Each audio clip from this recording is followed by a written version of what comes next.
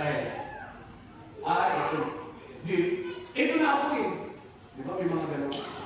Ito na talaga ako eh. Ako na ito eh. Ito na ako eh. Sabi ng Panginoon, Ephesians chapter 4, kubarin na ninyo ang dating yung pagkatao. Kung talagang tumanggap kayo sumampalataya kay Jesus, kubarin na ninyo yun. Amen? Sabi sa katabi nyo, maghubad ka na. Uy, huwag mo ituloy yan. Pati babae, tuloy mo na. Amen? Kung dati ka tuloy po, hindi na. Kung dati ka masungit, tatanggalin mo yan. Kubarin mo yan. Isusot mo yung Jesus. Amen? Okay. Dapat ganyan. Wow. Papuwi nyo mamaya ha. Papuwi nyo. Ganyan kayo. Alema, papuwi nyo ganyan. Ayan. Amen?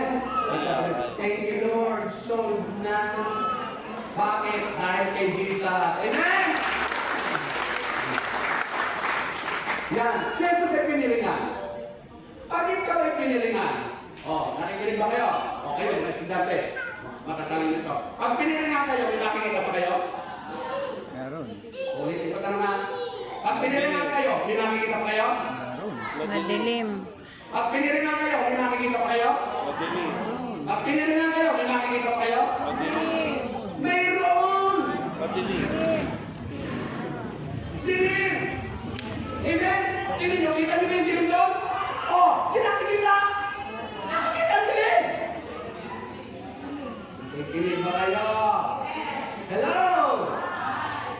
Si Jesus, nung pinilingan, dilim ang nakikita niya. Pero, sino makapangyarihan siya yung Diyos ng liwanag? Amen? Bakit ito dinanas yun? Para naman sa atin yan. Kaya ginaanan niya yung kalalagayan, wala siyang makita ang liwanag, kundi puro dilim. Bakit? Si Jesus ay pinilingan upang ang lahat na tumanggap sa Kanya bilang Panginoon tagapagligtas na nasa kadiliman ay mapunta sa liwanag. Amen! Tingnan nyo. Doon ang buhay ko, ang dilim-dilim. Puro dilim kahit ka na tumingin, dilim. Pag ikaw pa naman nasa dilim, mga kapatid, ang nasa dilim, di makakapakapa. Pagkapakan ng mapa, mamaya, maraming ganyan, dahil nasa dilim, kung ano-ano sinusubukan. Amen? Subok ka ng subok, kapalan ng kapa, mamaya, ano na nangyari sa buhay mo? Amen? Bumaho na yung buhay niya. Bakit? Kasi nasa dilim ka. Pero yung tinanggap mo si Jesus bilang Panginoon tagapagligtas, mula ka sa dilim na kinalalagay mo, inilalagay ka sa liwanag. Amen? Sabi ng Panginoon, muli nagsalita sa Jesus sa mga tao. Sinabi niya, ako ang ilaw na sa limutan. Ang sumusunod, hindi ko rin sumusunod, ang tumanggap kayo bilang Panginoon, siya na masusunod, ay magkakaroon ng liwanag, ng ilaw sa kanyang buhay at di nalalakad sa kadiliman. Amen? Liwanag na. Kaya kapag madilim pa rin hanggang kayo, hindi mo alam ang iyong tinataha. Patuloy yan, questionable ang iyong pagtanggap kay Jesus. Baka hindi talaga mo tinanggap. Dahil kung tinanggap mo, mai-enjoy mo yung maliwanag na patutunguhan mo habang maglalakay ka. Amen? Ephesians chapter 5 verse 8, dati kayo'y nasa kadiliman, ngunit kayo'y nasa kaliwanagan, sapagkat kayo'y nasa Panginoon. Kaya natin sinasabi, di ba, nung ako'y wala ka sa Panginoon, ang dilim-dilim ng buhay ko. Amen? Hindi ko alam kung sa patungo. Wala ako, hindi ko alam kung saan na ang buhay ko. Pero nung nasa Panginoon ako, kita ko na ang aking patutunguhan. Amen? Maliwanag na ang aking dinadaanan. Bakit? Because of Jesus. Siya na ang nakaranas na takpan ang kanyang paningin at makita lang niya dilim. Sa gayon, sino ang tatanggap sa kanya? hindi nalalakad sa kabiliman. Maliwanag na ang pamumuhay. Amen. Kaya, para ganyan, salamat po Lord. Para sa iyo, hindi ito. Salamat po Lord. Makakaalis din ako sa bilhin. Amen. Because of Jesus. Amen. Okay. Pagpalo, si Jesus ay hinatulan kahit kayo walang kasalanan. Wala siyang kasalanan, pero hinatulan. Bakit? Kasi, sabi, si Jesus ay hinatulan kahit walang kasalanan upang ang sino mang tumanggap sa Kanya bilang Panginoon tagapagligtas ay hindi nahatulan ng kaparusahan sa Kanya mga kasalanan. Hindi nahatulan. Tingnan, Romans 5:1, sabi, sapagkat napawalan sana na tayo sa pamamagitan ng ating pananampalataya, mayroon na tayong makayapang ugnayan sa Diyos sa pamamagitan ng ating Panginoon sa Kristo. Because of Jesus na naman. Instead na natatanggap tayo ng parusa, huwag mo nang alalahanin yung mga nagawa mo ng araw. Burado na yan. Amen? Kung ano man yan, ako, napakabakasalanan ko sa luma kong buhay. Pero, di ba sinasabi ko natin, lahat ng kero nasa akin. Pero salamat sa Panginoon. Buhat noong tinanggap ko ang Panginoon tagapagligtas, bilang Panginoon tagapagligtas. Hindi niya lang ako pinawalang sana, ginawa pa niya akong tagapagpahayag ng salita ng Diyos. Di ba level natin? Sino ba naman ako? Sino ako? Pag i-trace back mo ang aking kahapon, grabe! Lalo nasa mula ng buhay eh.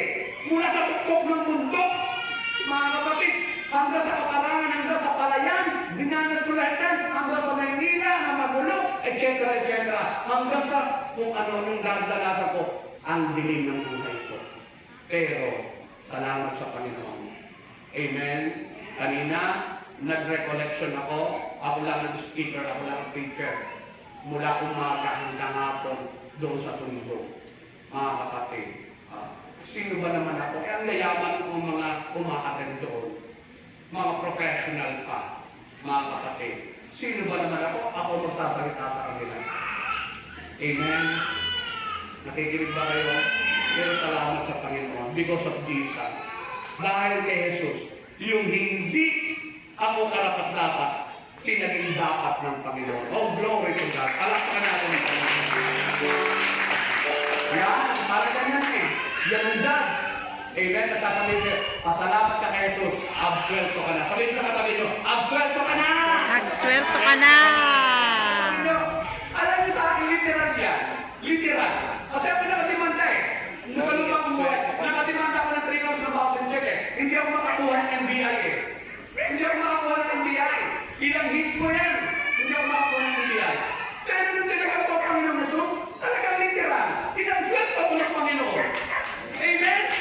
Ang natunayan nila, pag-abroad pa ko lang, pagkapa ko ng Dubai eh. Amen?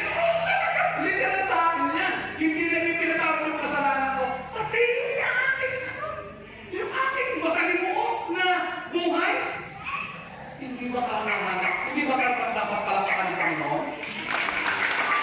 Number 9, Jesus ay nasugatan sa buo ng katawan. Mula ulo ng talampakan, nasugatan si Jesus. Bakit kaya? Diyos yan. Ay yung may anting-anting, hindi tinatablan eh. Amen? Ito, Diyos yan. Ay tinawag mga pangit. Pero bakit ka pinayagan niya sinagkasugat-sugat mula ulo ng talampakan? Ang katulayan, may saksak ka sa tagilira, pati sa loob. Bakit kaya? Para sa atin na naman yun. Amen? Bakit? Sabi doon, si Jesus ay nasugatan sa buo niyang katawan upang ang sino man tumanggap sa kanya bilang Panginoon tagapagligtas ay gumaling sa kanilang karamdaman.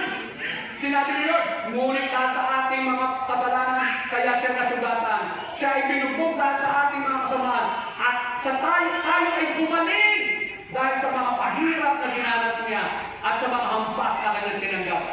Kaya, sabi niyo sa katabi niyo, gagaling ka na. Amen. Sino may sakit? Tasa kamay. Tasa kamay. At hindi ka nagtasa kamay, hindi gagaling yan. Amen. Sabi niyo, Lord! Lord! Sumampalataya ako sa iyo. Nananampalataya ako sa iyo. Tinanggap kita bilang Panginoon tagapagligtas. Tinanggap kita bilang Panginoon tagapagligtas. Kaya naman, Nananalig ako. nananalig ako. Pagagalingin mo ako. Pagagaling mo Sa ako karamdaman ko. sa karamdaman ko. Sa ngalan ni Jesus. Sa ngalan ni Jesus. Amen. Amen.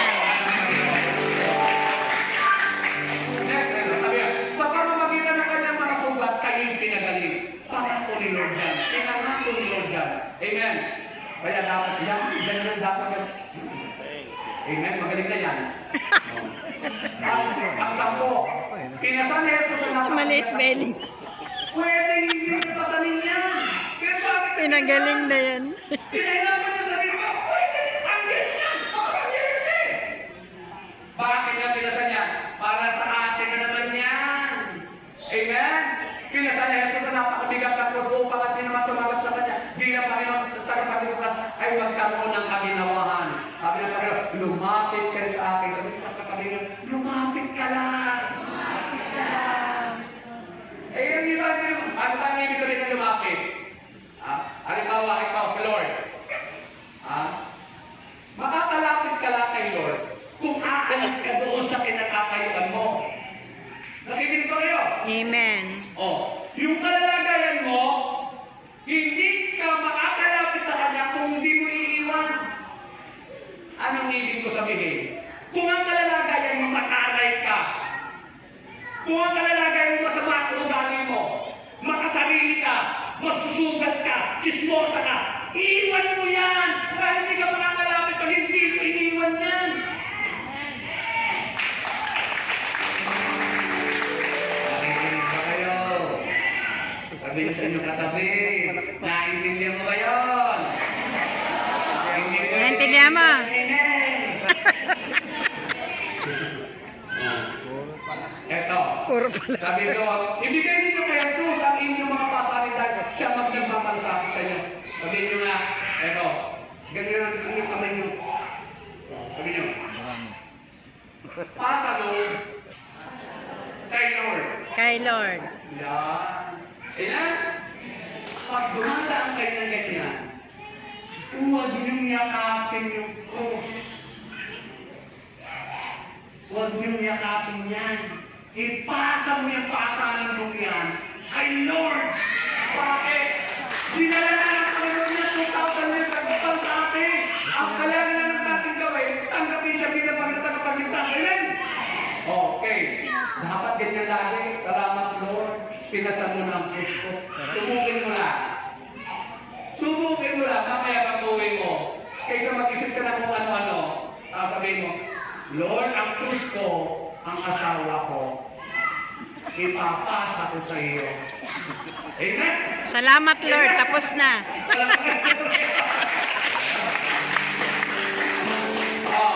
Si Jesus ay nadapa. Si Jesus ay nadapa. Pwede, ang lakas lang, makapangyari siya ba? Nadapa ka? Pwede man siya lumipat eh. Amen? Bakit? He's powerful. Nag-iiba lang siya. Kaya bakit nagkakaroon niya?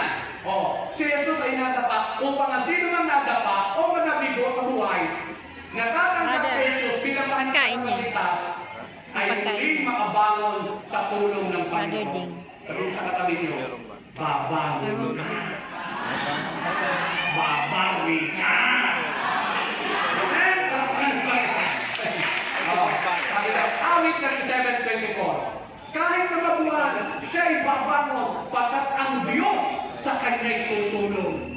Nakikinig ba kayo? Pag tinanggap mo siya bilang Panginoon tagapagligtas, mga kapatid, hindi mo na sa unang laban. Hindi mo na sa unang laban. Ginagawa ng Jesus yan. Ang gagawin mo na lang, tanggapin mo siya bilang Panginoon tagapagligtas. Amen? Yung sasabihin mo, Lord, mula na hindi ko na Panginoon mo. Hindi ko na masusunod. Hindi na ako. Hindi na din ako. Hindi na Naginasal ako. kami, Hindi libre na kami. ang aking mga anak. Hindi Libre ako kami susunod. nasal. Ikaw na. Kilala hindi na ako. Amen? Nakakagawa mo na. Makikita mo. Ay, nako. Beneficiary ka. Amen? Tutulungan tayo ng Panginoon. Yan. Parang ganyan. Halina, bumangon ka. Magsimulan muli. Tutulungan kita. Sabi sa katabi niyo, tutulungan ka ni Lord. Tutulungan ka ni Lord. Amen? Palakpakan natin ang Panginoon. Amen?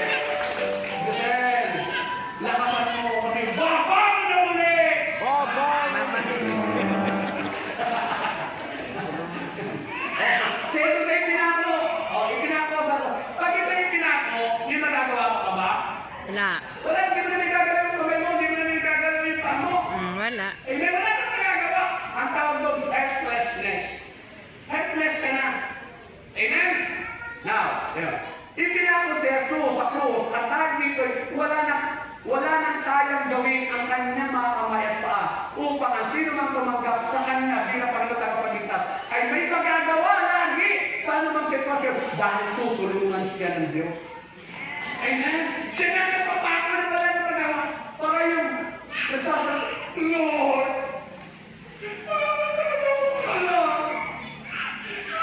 suko na ako, hindi ko na alam, dito na ako. Subukan mo lang sabihin niyan na Lord, tinatanggap kita bilang Panginoon Tagapagligtas, tutulungan ka ng Panginoon. Amen? Sabi na pala nga, wala pang pagsubok na dumating sa inyo na hindi nararanasan ng ibang tao. Tapat ang Diyos at hindi niya ipapahintulot na kayo tumukin nang hindi niyo makakaya. Sabi, pagdating ng pagsubok, bibigyan niya kayo ng lakas upang makayanan ito at ng paraan. May paraan na, may paraan na, dati walang paraan. At ng paraan upang malagpasan ito. Amen? Narinig niyo ba? Sabi niyo sa inyong katabi, dadating ang paraan ng Diyos. Amen? Pag tinanggap mo siya. Huwag mo nang isipin kung paano yun. Kasi ang Diyos ang nagbibigay noon. Amen? Hindi yung diskarte ka ng diskarte. Amen? Subok ka. Hintayin mo yung padala ni Lord na paraan. Maliwanag po? Okay. Now, sabi, magagawa ko lahat ng bagay dahil kay Kristo Jesus. Mayroon siyang lakas na ibibigay sa atin. Amen? And then, yan, parang ganyan, nalulunod ka, wala ka nang magawa. Hindi ka marunong lumangoy. Yan. Sabi ng Panginoon, halika, kumapit ka. Ako ang bahala sa iyo. Sabihin niyo katabi, ay Lord ka kumapit. Lord ka kumapit. Hindi ka kapitan. Maraming ganyan eh. O, kahit na kay Lord kumapit, ay kapitan kumakapit. Nakikinig ba kayo? Amen. Eh, paano pag natawag sa kapitan? Wala ka na.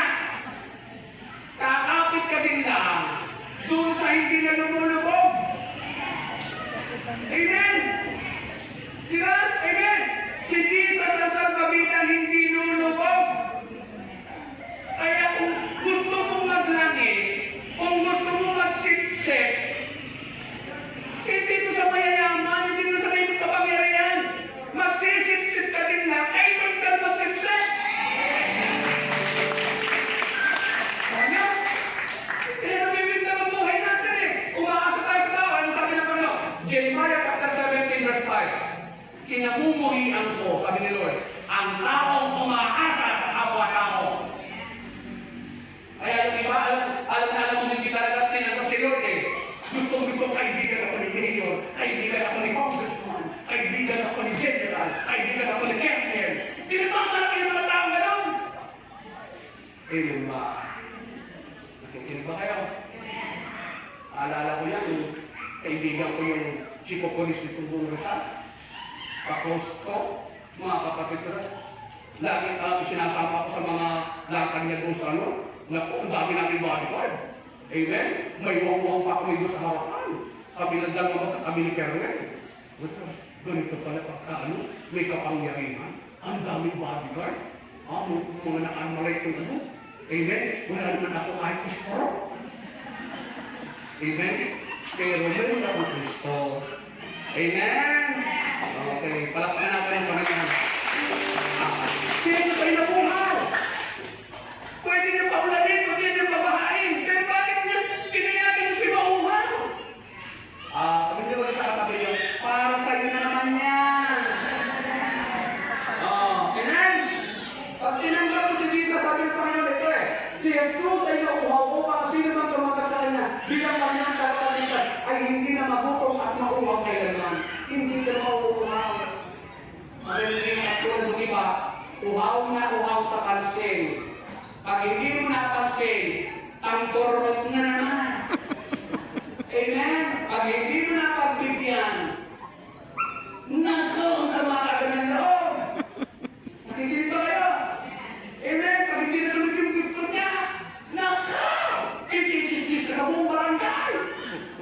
Bakit? Uhaw sa pagpapahalaga, uhaw sa pansin, uhaw sa pagmamahal, uhaw sa pagpapaka-importante. Sabi na kayo, John 6:35, sabi dito, sinabi ni Jesus, ako ang tinapay ng buhay. Ang lumalapit sa akin ay hindi na mabubuto. Ba't parang amoy patay na daw? Parang amoy patay. Amen. Kaya magagawa mong tanggihan. Yun, lumalapit sa'yo, nag-networking. Ano kayo nakikikain mo dito? Ano kayo nakikikain? Naku, isang tanggihan! Naku, makapagpapakayo ka ng parasyo! Pero, pag ikaw, kontento na. Hindi nagsasagot ko, salamat na lang po. Kontento na kasi ako. Hindi na ako putol dyan. Hindi na ako nakukuhaw dyan. Bahala na si Lord. Amen! Amen! Dahil yung mga uhaw, sila ang nabibintag. Yung mga uhaw sa pera, uhaw sa kaimanan, sila madaling ma-scam. Ang dali mabudol! Bakit? Ay, yan ang gusto ng demonyo eh. Yung mga uhaw sa pera, uhaw sa kayamanan, uhaw sa karamihan, uhaw sa material. Amen. Si Jesus ay pinabayaan. Pinabayaan ba si Jesus? Yes, pinabayaan si Jesus. Bakit? Eh kasi siya mismo nagsabi. Sabi niya, sabi ni Jesus, Diyos ko, bakit mo ako pinabayaan? Eli, sabaktan, bakit mo ako pinabayaan? O, hindi pinabayaan na. Amen? Hindi mo na sinabi, Diyos ko, bakit mo ako pinabayaan? Ay, sorry, joke lang. Hindi ka, totoo hindi. Bakit? Dahil kung hindi pinabayaan si Jesus, hindi magaganap ang plan ng Diyos. Naiaalay niya ka ng buhay, hindi mamamatay si Jesus. Kaya pinabayaan ka. Kaya tanong, bakit ka pinabayaan? Parang naman sa atin yan. Amen? Sabi na kayo, si Jesus ay pinabayaan ko pa kasi naman tumanggap sa Kanya bilang pag nagkakapagkitas ay hindi na maaaring pabayaan ang kailangan ng Diyos. Amen? Sabi sa sabi niyo, hindi ka pwede pabayaan ni Lord. Hindi na bakit? Si Jesus na tumanggap noon. Siya na. Kaya sabi nga, si Hebrews 13:5, hindi ko kayo iiwan o pababayaan man. Dadalangin ako sa Ama, sabi ni Jesus, dadalangin ako sa Ama upang kayo bigyan niya ng isa pang patnubay, ang Espiritu Santo, na magiging kasama ninyo magpakailanman. Amen? Sabi ko, kasama mo si Lord. Huwag kang matakot. Huwag kang babalisa. Kasama natin ang Diyos. Kasama natin ang Diyos. Amen? Di ako mangangamba. Di ako mababalisa. Kasama natin ang Diyos. Dumaan man ako sa iyo. Di ako malulunod. Dumaan man ako sa akin. Di ako masusunod. Protektado ka. Amen. O, magtiwala ka. Hindi kita pababayaan. Si Jesus ay namatay at muli nabuhay. Amen? Si Jesus ay namatay at muli nabuhay. Bakit? Eto yan. Si Jesus ay namatay at muli nabuhay para naman sa atin. Upang ang sino man tumanggap sa Kanya bilang kanilang tagapagligtas, kung mamatay man ay muli mabubuhay na tulad ni Jesus. Kung paano muli nabuhay si Jesus, ganun din ang mangyayari sa atin. Magluluwalhati, maglilinig din tayo. Amen? Sinabi sa kanya Jesus, ako ang muling pagkabuhay ng buhay. Ang sino ang sumasampalataya sa akin, kahit namatay ang muling mabubuhay. At sino ang nabubuhay at sumasampalataya sa akin, ay hindi mamamatay kayo mati. Amen. Kaya yan, magkikita-kita tayo sa langit. Sasaluduin tayo ng Jesus. Amen. Yayakapin ka. Bakit? Para ka doon, hindi ka hindi ka sa impyerno. Amen. Amen. Okay. Ang tanong lang, tinanggap na ba talaga si Jesus bilang Panginoon sa kapagligtas? Siya'y kumakato. Tinabuksan mo na ba? O sinilit mo na? Tinignan mo na? Nakikinig ba kayo? Pag hindi pa natin nararanasan yung mga pangako ng Panginoon, meaning to say, hindi pa talaga tinanggap siya. Ang tagal na niya tumakatok. Amen. Now, malalaman mo yan, na tinanggap mo talaga, dalawang bagay lang sa pamamagitan ng pagsunod. Kasi sinabi nga ng Panginoon, bakit yung tinatawag akong Panginoon? Hindi naman nyo tinutupad ang sinasabi ko. Pangalawa, sa pamamagitan ng pagtitiwala. Pagtitiwala.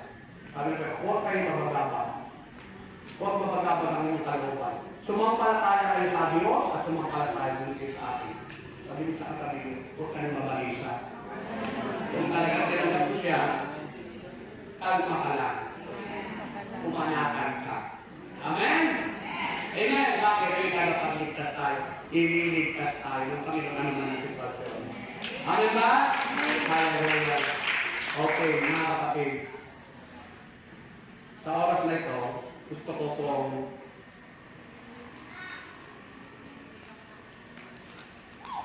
pakinggan niyo mabuti.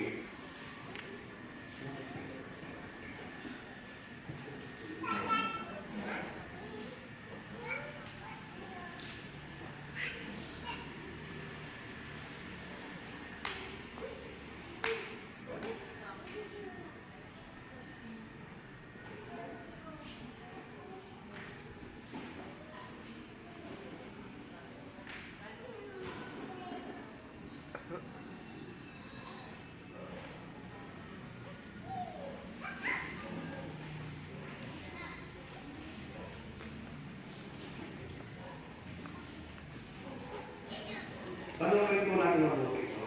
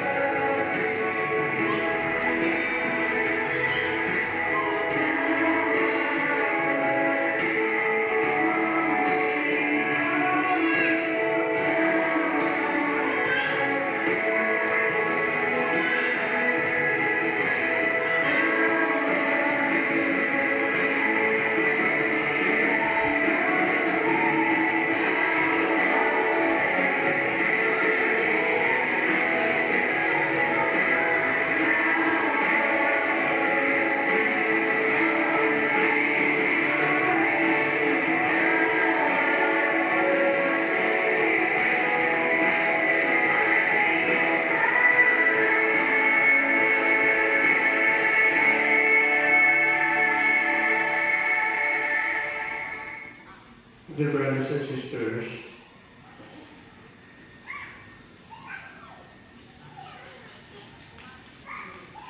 habang hindi natin tinatanggap ng lubos sa Jesus bilang Panginoon at Tagapagligtas, hindi natin sinusuko ang ating mga buhay sa Kanya,